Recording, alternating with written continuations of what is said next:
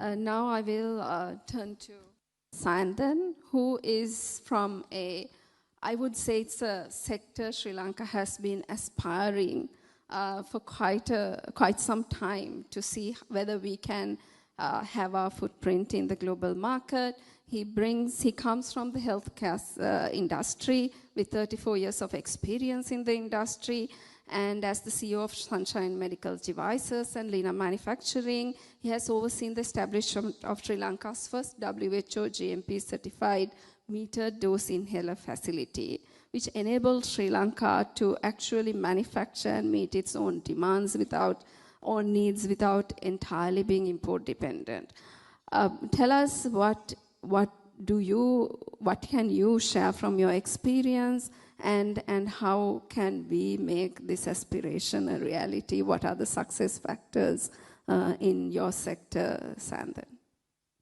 So I will answer that question in two stories. First is the Sunshine Holding story.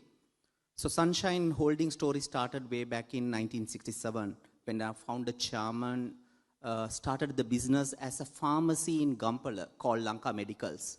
Then it became Sunshine Healthcare. Today we operate in 5 sub-segments in healthcare: pharmaceutical, medical devices, health guard pharmacy, health guard distribution, and the latest addition is the Lina Manufacturing, which we added in 2021.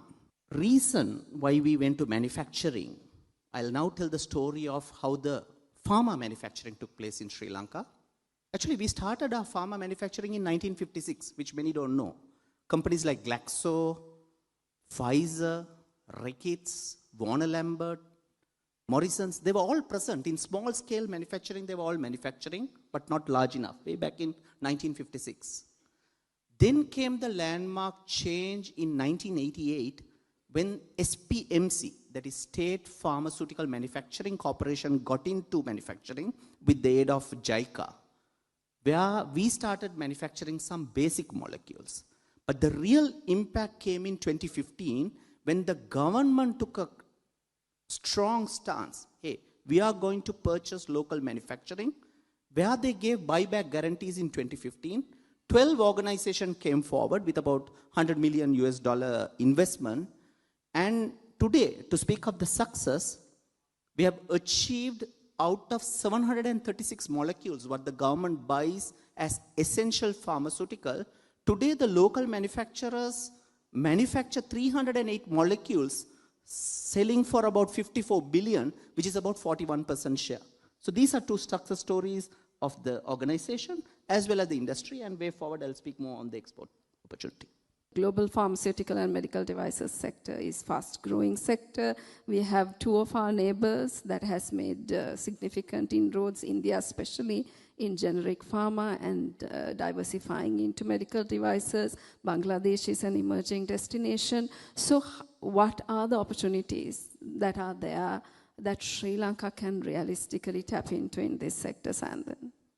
If you take Sri Lanka where we are now, if you take the last 5-year figures, we are stagnated between 6 to 8 million US dollars, nothing more. So last year, together with the Sri Lanka Pharmaceutical Manufacturers Association, we did brainstorming, and now we are working how to get at least 100 million US dollars as healthcare exports. So how do you do? So if you also take the companies, I told earlier that in 2015, 12 companies took the buyback guarantee. And today I'm happy to say we have 23 local manufacturers set up or approved by NMRA, our regulator, who's National Medicines Drug Regulatory Authority. And there are 29 members in our association. That means 6 more members are awaiting approval from NMRA. So there's a limit that we can supply the government. There's a lot of stiff competition in the private sector. So all of us need to look abroad and look at these opportunities. So what are the opportunities do we have? So to operate a local pharma manufacturing facility in Sri Lanka, the basic requirement what we need is the WHO GMP. So all these 23 manufacturing facilities are being approved by the WHO GMP. So the first opportunity for us is we can export to the WHO GMP countries who accept these standards. Now who are they? If you take Asia, we can supply to Maldives, Cambodia, Myanmar, Vietnam, Philippines. So these are some of the opportunities we have. We also can supply to some of the African regional countries. Kenya, Nigeria, Ethiopia, Tanzania, Ghana, Zambia. So these are some of the opportunities. So here we can go immediately with what we are manufacturing here. Then comes another opportunity for us, the EU GMP, where we can enter the European market. Few years ago, people thought, no, that's not something that the Sri Lankan companies can get. But today I'm very happy. I'm happy and proudly say, out of these 23, 2 organizations have got EU GMP approval and 4 are under process. So soon we are going to have 6 local manufacturers who are EU GMP certified. Now what is the opportunity there? You can immediately supply to 27 EU countries, and it opens up doors for 60 other countries, including South American nations like Brazil. So these are 2 big opportunities we all can work on in achieving what we want to achieve. In addition, another huge opportunity we have, we call it the CDMO, Contract Drug Manufacturing Organization. With COVID coming in, we saw India being our neighboring giant. They went for India +1 model.